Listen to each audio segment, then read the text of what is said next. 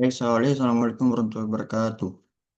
Perkenalkan, nama saya Muhammad Angga Saputra dari kelas 5C, Prodi D3 Teknik Pemesanan Universitas Harkat Negeri. Di sini saya mempresentasikan PPT saya dari mata kuliah pengecaran logam untuk persyaratan tugas UTS mata kuliah pengecaran logam. Yang pertama dimulai dari materi bahan pengecaran logam. Yang pertama ada bahan ferro. Bahan ferro adalah bahan yang mengandung besi dan tanda dari kode dari besi ini yaitu Fe sebagai komponen utama. Logam ferros atau besi dan baja yang sering disebutnya ferros adalah jenis bahan ferro yang paling umum digunakan dalam pengecoran logam. Kemudian ada kelebihan bahan ferro, yaitu yang pertama kekuatan tinggi ya, memiliki kekuatan yang tinggi karena terbuat dari besi ya. Kemudian tahan terhadap panas dan kemampuan pemrosesan. Kemudian selanjutnya ada kekurangan dari bahan ferro. Kekurangannya yaitu berat ya, berat untuk mobilitasnya bahan ferro karena terbuat dari besi dan logam juga ya. Kemudian mudah korosi, ya, karena besi memang sangat mudah korosi apabila terkena udara yang lembab ya. Kemudian selanjutnya ada pengaplikasian dari bahan ferro tersebut. Yang pertama ada pengecoran bagian-bagian otomotif seperti mesin dan rangka otomotif ya. Kemudian pengecoran alat berat seperti komponen konstruksi dan peralatan pertanian. Kemudian ada pengecoran alat dapur dan perabotan besi. Ini eh, sedikit contoh untuk pengaplikasian bahan ferro ya. Selanjutnya ada dari besi tuang atau cast iron. Besi tuang adalah logam ferro yang memiliki tingkat karbon lebih tinggi daripada baja. Biasanya dalam kisaran 2-4% karbon. Ini membuatnya cenderung rapuh dan kurang kuat secara mekanis dibandingkan baja ya. Kemudian ada kelebihan dan kekurangan. Kelebihannya yaitu cetakan yang bagus, tahap-tahap tahan terhadap korosi, ya. Kemudian biaya yang rendah. Dan kekurangannya yaitu kekuatannya rendah. Juga memiliki kerapuhan yang ringkih atau mudah retak. Kemudian untuk pengaplikasian dari besi doang atau cast iron digunakan dalam pembuatan komponen mesin, saluran air, serta bagian otomotif seperti blok mesin. Ini untuk contoh gambarnya dari pengaplikasian bahan dari besi tuang atau cast iron ya. Selanjutnya ada dari baja. Baja adalah logam ferro yang mengandung karbon dalam jumlah yang lebih rendah daripada besi tuang. Biasanya kurang dari 2% karbon. Ini memberikan baja kekuatan dan ketangguhan yang lebih baik ya, karena mengandung karbon yang lebih rendah. Selanjutnya ada kelebihan dan kekurangan dari baja ya.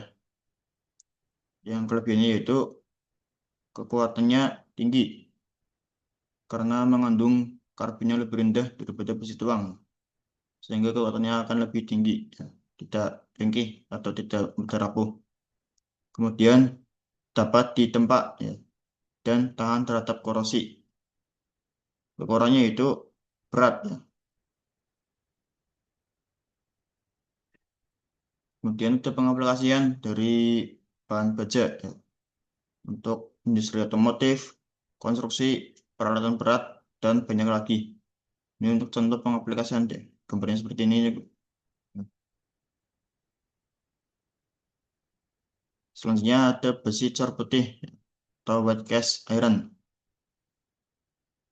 Besi cor putih adalah jenis besi tuang yang memiliki struktur metrik atau perlit dan memiliki ketahanan yang tinggi terhadap aus dan goresan.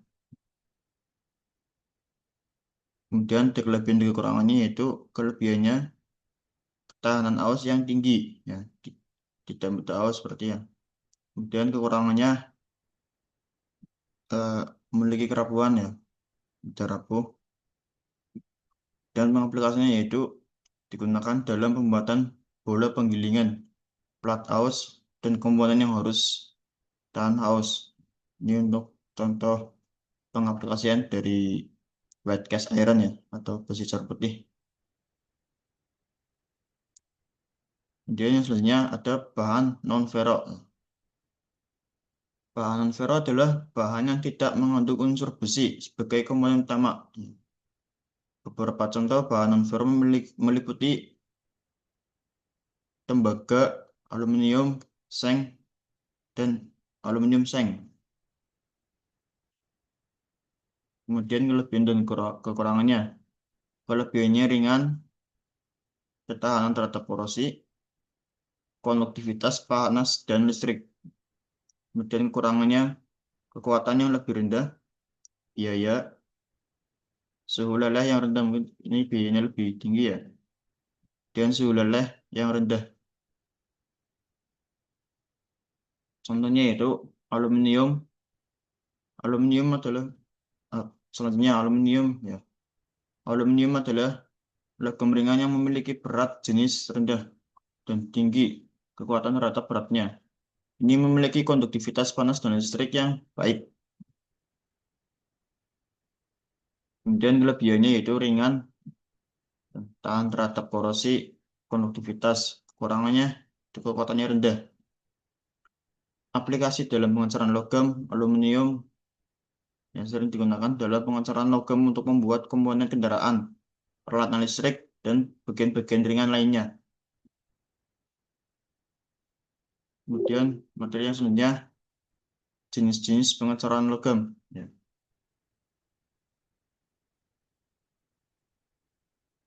Pengertian dari pengecoran logam. Proses manufaktur yang digunakan untuk membentuk berbagai produk atau komponen dengan cara mencairkan logam, menuangkannya ke dalam cetakan yang sesuai, dan kemudian membiarkan logam tersebut mengeras dan mendingin sehingga itu membentuk bentuk yang diinginkan. Ini untuk pengertian dari pengecoran logam. Selanjutnya ada proses pengecoran logam. Yang pertama, persiapan cetakan, kemudian pencampuran dan pemanasan logam, kemudian penuangan logam cair, ya, kemudian pemadatan logam, pemisahan dan pembersihan produk jadi. Selanjutnya yang terakhir ada finishing dan pengecekan kualitas QC. Kemudian ada kelebihan dan kekurangannya. Kelebihan pengecoran logam yang pertama, bentuk yang kompleks, efisiensi produksi, kemampuan menggunakan berbagai logam, akurasi geometri biaya produksi rendah, dan kekurangannya yaitu biaya awal yang tinggi, keterbatasan ukuran dan berat, toleransi yang ketat, permukaan kasar, dan bagian energi yang tinggi. Kemudian ada pengecoran pasir atau sand casting. Pengertiannya yaitu metode ini melibatkan pembuatan cetakan pasir yang digunakan untuk menuangkan logam cair ke dalamnya. Setelah logam mengeras, cetakan pasir dipecahkan. Kekurangannya tidak cocok untuk produksi massal, detail, dan operasi geometri terbatas.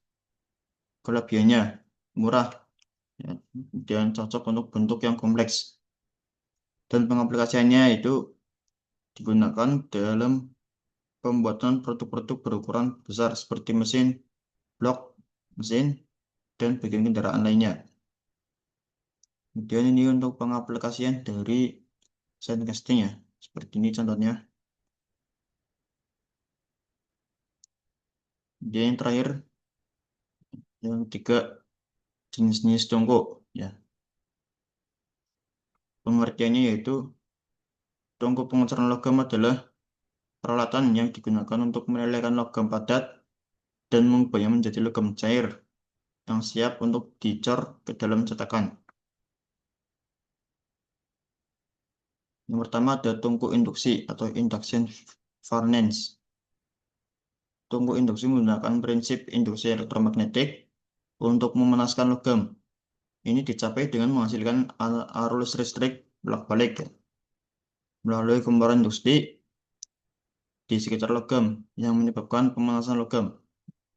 Kemudian kelebihannya pemanasan cepat, kontrol suhu yang baik, efisien energi yang tinggi, kemudian ramah lingkungan, tidak menghasilkan polusi karbon. Dan kekurangannya itu biaya awal yang tinggi, tidak cocok untuk semua jenis logam dan pengaplikasiannya. Industri logam, produk baja, pengecoran logam berbagai jenis. Dan ini untuk contoh dari tungku induksi ya. Seperti ini gambarnya. Mungkin cukup sekian presentasi dari saya. Ya, kurang lebihnya mohon maaf. Saya akhiri. Assalamualaikum warahmatullahi wabarakatuh.